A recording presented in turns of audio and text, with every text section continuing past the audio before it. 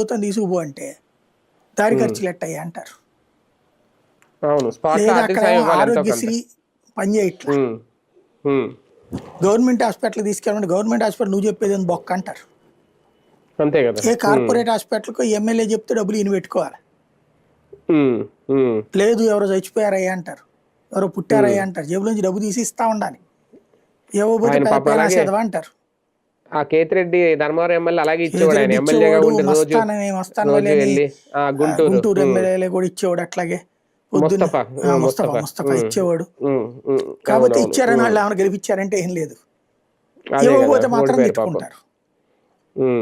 ఇప్పుడు అలాగే జనసేనలో అంతలా ఖర్చు పెట్టే వాళ్ళు ఎవరున్నారు నిజంగా? అది ఎమ్మెల్యేలు కాబట్టి 20 మంది. అది సమస్య ఉంటది. అదే కాదు చాలా ఇప్పుడు రోడ్డు మనం వెళ్తాం ఆ ఏరియాకి, సార్ ఈ రోడ్డు వేయించండి సార్ అంటారు, సార్ ఆ డ్రైనేజ్ చూడండి సార్ అంటారు.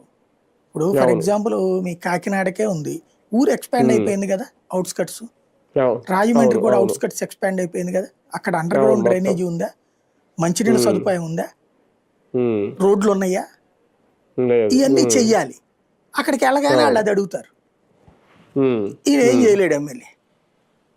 అదే కదా. ఇది వీళ్ళిద్దరికి ఎంతవరకు తెలుసు? అది చంద్రబాబు పవన్ కళ్యాణ్ మాట్లాడుతూ ఉంటారు అట్లా, మీకు ఎందుకు చేయండి చేయండి చేయండి అనేసి. గ్రౌండ్ లో ఎందుకు వెళ్ళట్లేదు?